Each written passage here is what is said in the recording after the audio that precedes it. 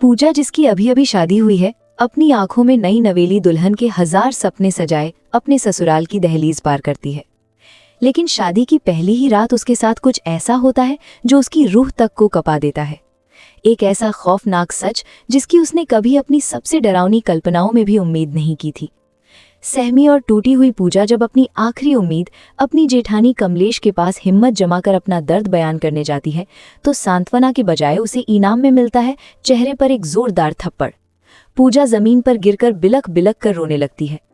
आखिर एक नई नवेली दुल्हन के साथ इतना बड़ा धोखा और जुल्म क्यों हुआ? ये कहानी आपको झंझोड़ कर रख देगी और आखिर में एक बहुत गहरी सीख भी देकर जाएगी। लेकिन इस खौफनाक रात तक बात कैसे पहुंची? इसके लिए हमें कहानी के पन्नों को थोड़ा पीछे पलटना होगा। कहानी की असल धुरी है कमलेश। कमलेश एक जिम्मेदार गृहिणी है जो एक भरे पूरे परिवार को संभालती है। उसके परिवार में उसका पति, एक छोटी बेटी, सास, ससुर, एक खामोश दादी और उसका देवर अरुण है। वक्त अपनी रफ्तार से आगे बढ़ता है। अब अरुण जवान हो चुका है और पूरा परिवार उसके लिए रिश्ता देखने जा रहा है। जिस लड़की को देखने पूरा परिवार जा रहा है उसका नाम है पूजा। इंग्लिश ऑनर्स में बीए कर चुकी पूजा अपनी बातों और आत्मविश्वास से सबका मन मोह लेती है। जब वो अपनी मीठी आवाज में एक इंग्लिश गाना गाकर सुनाती है तो मानो पूरा परिवार उस पर फिदा हो जाता है।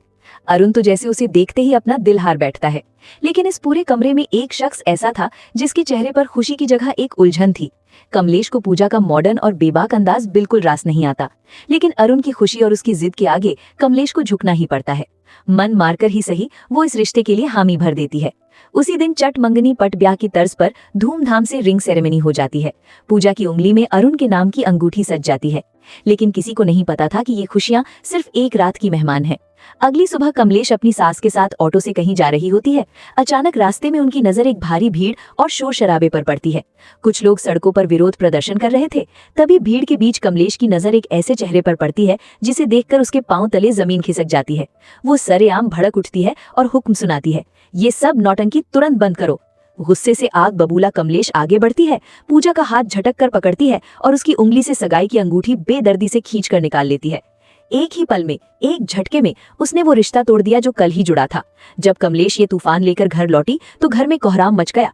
कमलेश के पति ने उसे आईना दिखाते हुए कहा, जो रायता तुमने बिना सोचे समझे फैलाया है उसे अब तुम्हें ही समेटना होगा। बेचारा अरुण भी लाख मिन्नतें करता है, समझाने की कोशिश करता है कि पूजा की सोच गलत नहीं है, लेकिन कमलेश अपने गुरूर में अंधी हो चुकी थी। उसके कानों पर जूं तक नहीं रेंगती। कुछ देर बाद कहानी में एक खूबसूरत और जज्बाती मोड़ आता है। अपने रिश्ते को बचाने और अपनी बात समझाने के लिए पूजा खुद कमलेश के पास पहुंचती है।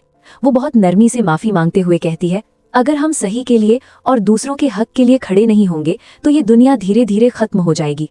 कमलेश, जो भूले हाले पुरानी सोच की थी लेकिन दिल की साफ, पूजा की बातों की गहराई को महसूस कर लेती है।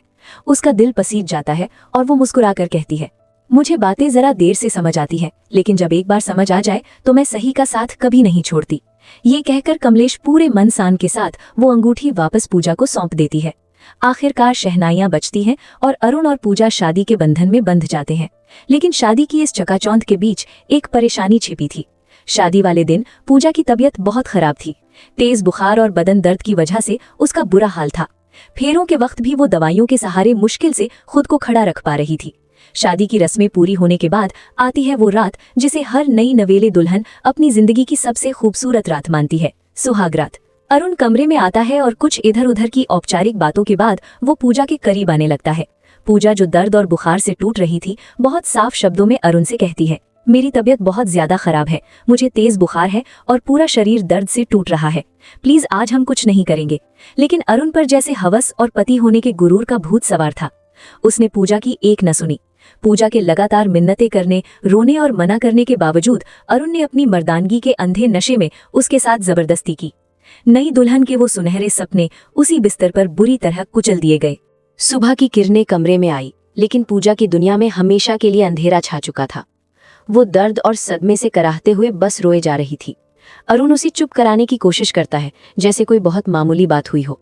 वो बड़े हक से कहता है, अरे मैं तुम्हारा पति हूँ, ये तो मेरा हक है, शादी के बाद तो ये सब होता है।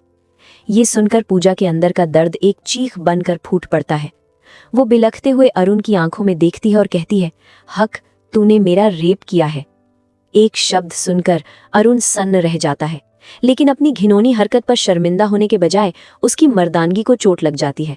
वो गुस्से से आग बबूल होकर कहता है, अगर तुझे लगता है कि मैंने कुछ गलत किया है तो जा बाहर और चिल्ला चिल्ला कर सबको बता दे। ये कहकर वो बेरहमी से पूजा को कमरे से बाहर निकाल देता है। रोती कांपती पूजा जैसे ही कमरे से बाहर आती है, उसकी नजर आंगन में खड़ी कमलेश पर पड़ती है। कमलेश घर की और पड़ोस की कुछ औरतों से बात कर रही थी। पूजा के कानों में कमलेश की आवाज पड़ती है। औरतें जितना किसी बॉम्ब के फटने से नहीं डरती, उतना अपनी इज्जत का तमाशा बनने से डरती हैं। ये एक वाक्य पूजा के सीने में किसी जहरीली तीर की तरह चुभ जाता है।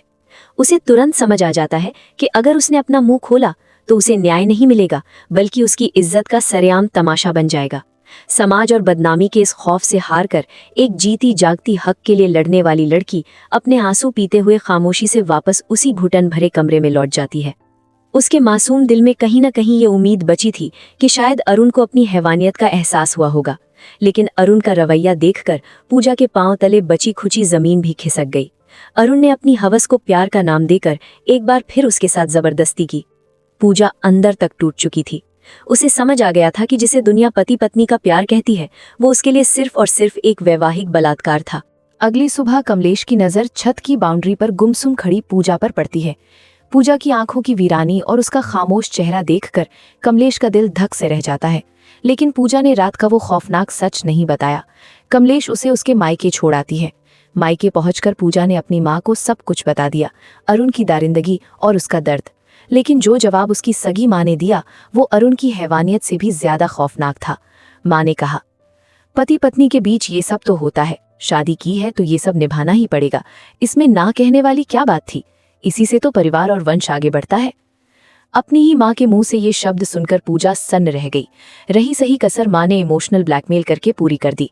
घर की गरीबी का वास्ता देते हुए उसने पूजा को तुरंत ससुराल वापस लौटने का हुक्म दिया और धमकी दी, अगर वापस नहीं गई तो मैं अपनी नस काटकर जान दे दूंगी।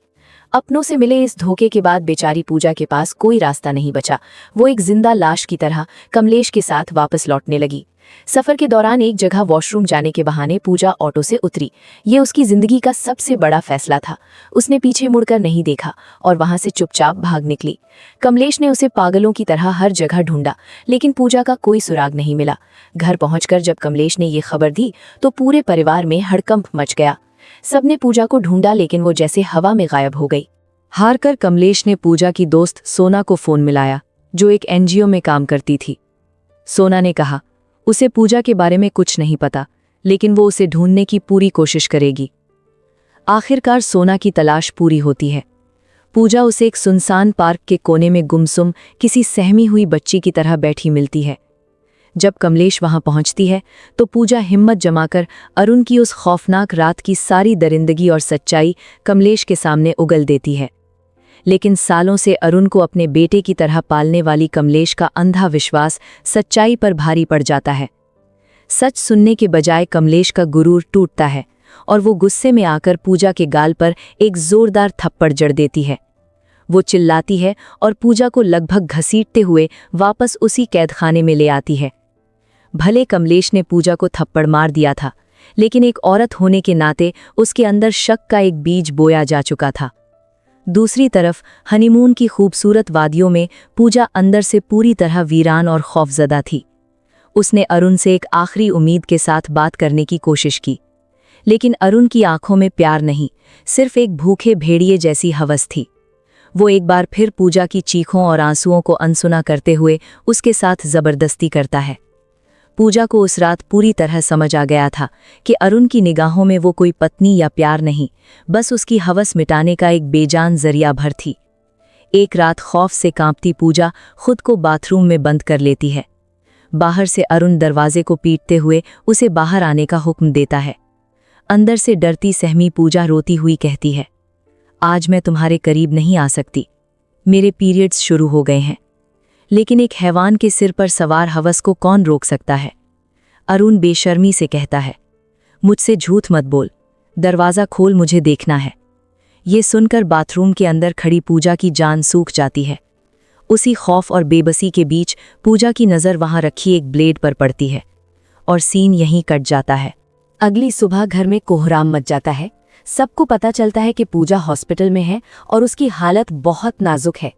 अरुण चालाकी से सबको गुमराह करते हुए कहता है उसे औरतों वाली कोई अंदरूनी दिक्कत थी, लेकिन जब कमलेश अंदर जाकर लेडी डॉक्टर से बात करती है तो डॉक्टर जो सच बताती है वो सुनकर कमलेश के पांव तले जमीन खिसक जाती है।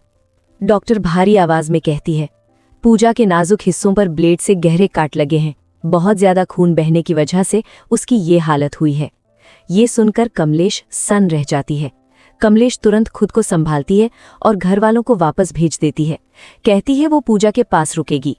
होश आने पर जब कमलेश पूजा के पास बैठती है तो पूजा आंसुओं में डूबकर वो कड़वा सच उगल देती है जिसने उसे इस हद तक जाने पर मजबूर किया।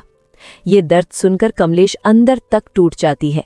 उस रात कमलेश घर लौटकर बाथरूम में जाती है, वही ब्लेड उठाती है और उसे अपनी त्वचा पर रखकर वही करने की कोशिश करती है जो पूजा ने किया, लेकिन ब्लेड की हल्की सी चुभन से ही उसके हाथ कांप जाते हैं। वो ब्लेड फेंक देती है। उस एक पल में कमलेश को गहराई से एहसास होता है आखिर वो 21 साल की मासूम लड़की किस कदर खौफ और दर्द से गुजरी होगी कि उसने खुद को इतनी खौफनाक सजा दे दी।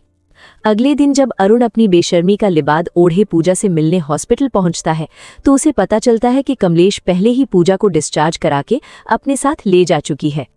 अपनी पत्नी की इतनी गंभीर हालत के बावजूद उस जाहिल इंसान के दिमाग में सिर्फ एक बात चल रही थी। वो बेशर्मी से लेडी डॉक्टर से पूछता है अब मैं अपनी पत्नी के साथ इंटीमेट तो हो सकता हूं ना? ये घिनौना सवाल सुनकर डॉक्टर का खून खौल उठता है। वो डॉक्टर पूरी ताकत से चिल्लाती है बहुत ही नीच और घिनौना इंसान है तू, तेरे जैसे जाहिलों को तो गोली मार देनी चाहिए। वो तुरंत सिक्योरिटी गार्ड्स को बुलाती है और अरुण को धक्के मारकर हॉस्पिटल से बाहर फेंकवा देती है। पूजा जो अपनी आंखों में शादी और एक नए जीवन के 1000 सुनहरे सपने लेकर इस घर में आई थी, आज उसकी जिंदगी एक ऐसे खौफनाक नरक में तब्दील हो चुकी है जहां उसका अपना पति उसका सबसे बड़ा मुजरिम बन गया। प्यार और हक के नाम पर पूजा ने जो झेला वो मौत से भी बदतर था। लेकिन अब जब पूजा मौत के मुंह से वापस लौट आई है और उसे कमलेश का साथ मिल गया है जो कल तक उसी के खिलाफ खड़ी थी, तो अब आगे क्या होगा? आपके हिसाब से पूजा को अब क्या कदम उठाना चाहिए? क्या उसे अरुण को माफ कर देना चाहिए या उसे ऐसी सजा देनी चाहिए जो एक मिसाल बन जाए? अगर आपको ये स्टोरी पसंद आई तो वीडियो को लाइक करें और चैनल को सब्सक्राइब करना बिल्कुल न भूलें ताकि पूजा की कहानी का अगला और सबसे अहम हिस्सा आते ही आप तक पहुंच सके। मिलते हैं बहुत जल्द कहानी के अगले पार्ट में।